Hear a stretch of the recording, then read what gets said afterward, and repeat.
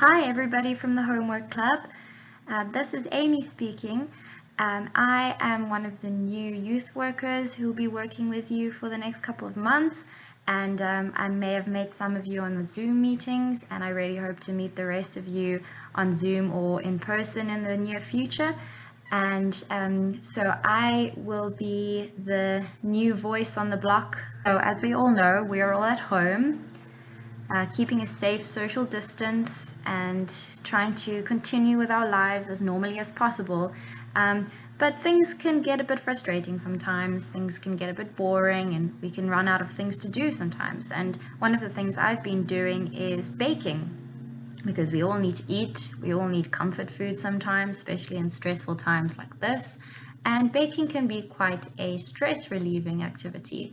It's also quite creative. And it's not something I really used to do. I prefer cooking personally, but I've been trying to teach myself a little bit of baking, and I thought I'd share it with you. So today's episode of Baking from a Social Distance will show you how to make a good old-fashioned banana bread. I like making banana bread because it's delicious, and we often have bananas lying around that no one's eaten or that are going a bit brown or black, and actually when they go brown they're perfect for cooking with because they're so soft and have the most flavor. So I've been making quite a bit of banana bread, and I hoped to share with you my baking challenge, and I hope you'll be able to do the same at home. For this recipe you will need the following ingredients: 200 grams of plain flour, 150 grams of unsalted butter, 2 large eggs, 2½ teaspoons of baking powder, 1 teaspoon of vanilla essence, 1 teaspoon of salt, and of course 3 good bananas. You can see my bananas here have gone a little bit black. This is actually the best type of banana for making banana bread because they're nice and soft. And last of all, you'll need 160 grams of brown sugar. Okay, now you can see all of your ingredients laid out in front of you. Let's go through them one by one. You've got 200 grams of plain flour, 2½ teaspoons of baking powder, 2 eggs, 150 grams of butter, 1 teaspoon of vanilla, 160 grams of brown sugar, 3 bananas, and 1 teaspoon of salt. Okay, so there you have it, all the ingredients you need to make the perfect loaf of banana bread. So have a good look at these ingredients, look at each one, memorize them, and then I'm going to give you a bit of a challenge. I'm going to make all the ingredients go away, and then, quick as you can, you're going to write down on a piece of paper how many you remember. If you're struggling, you can always rewind this video and take another look.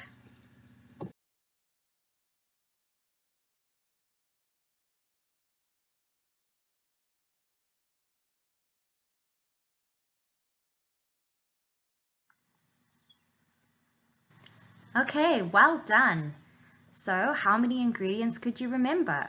How many did you write down? Could you even remember the quantities too? That would be pretty amazing.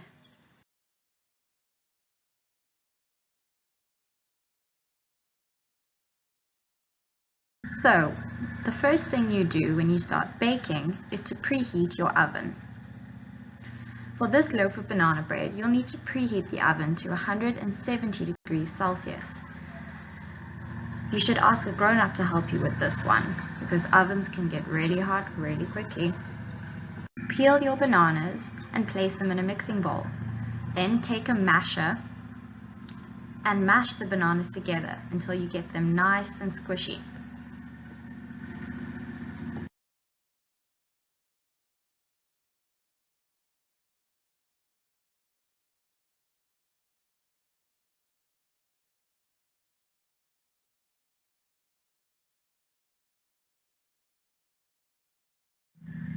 Once you've mashed your bananas together to create a nice smooth mixture, put it aside and begin to weigh your butter.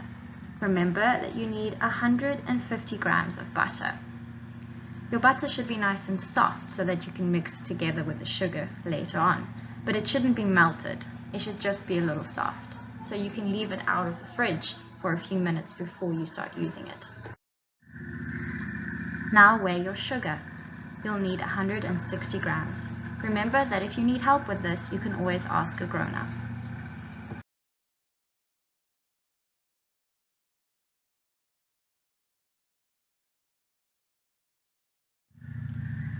In a nice big bowl, pour your sugar in with your butter. Okay, so here's where you need to use a little bit of muscle. So what I'm doing here is I'm creaming together the butter and the sugar until the mixture is nice and smooth. Now this can take a bit of work, so if your hand is getting tired, take a break or ask someone for a bit of help. You'll know when you're ready, when your butter and sugar are nice and smoothly mixed together. Now, one by one and really gently, crack the eggs into your butter and sugar mixture. Make sure you don't get any shells in with your mixture, so just take it nice and easy. So to add a bit of a challenge to this baking video, I'm going to give you a few baking facts in between. And at the end, I'm going to give you a small quiz to see how well you were listening. So if you've ever wondered why do we put eggs in our baked goods? Well, eggs are really important. They help to bind the ingredients together and to make the batter really strong so that your baked item doesn't fall apart in the oven.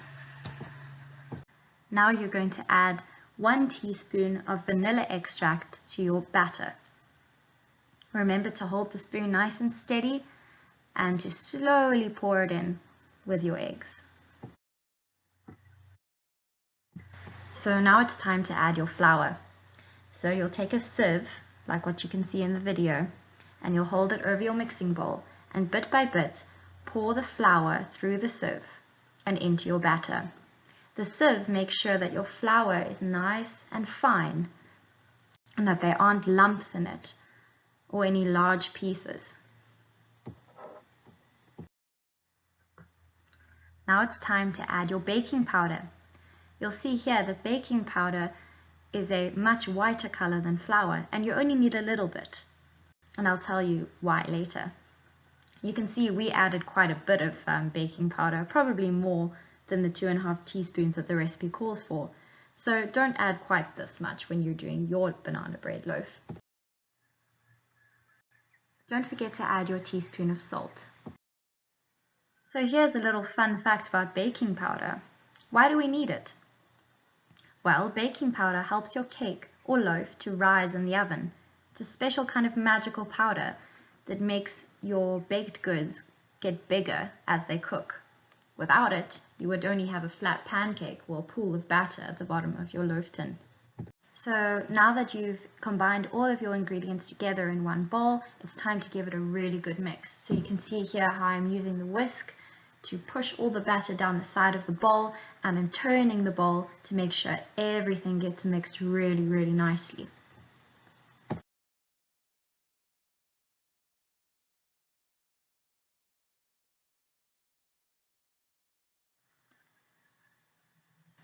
Remember that banana that you mashed up earlier? So it's time to bring that back. So very carefully and slowly spoon your mashed banana in with the rest of your mixture. And then mix it really, really well so it's perfectly combined.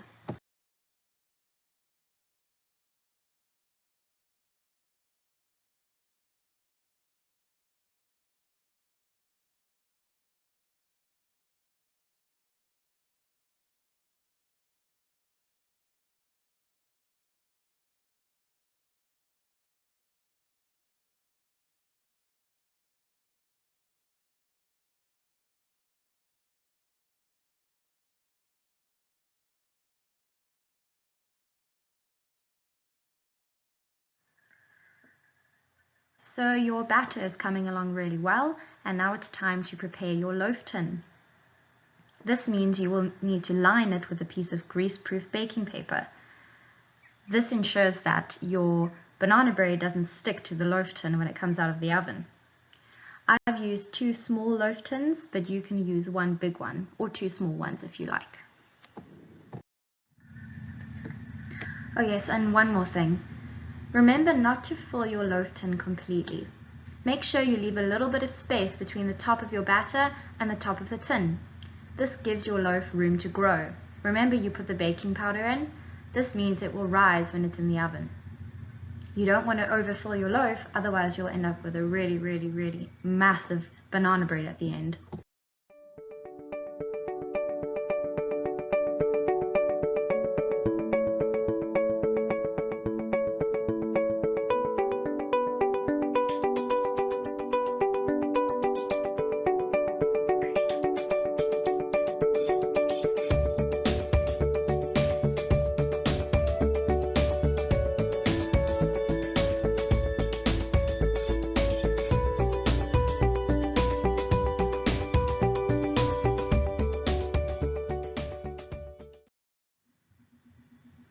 And voila, well done!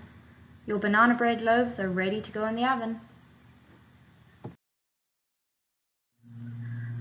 Okay, so this is where you're going to have to ask a grown-up for some help.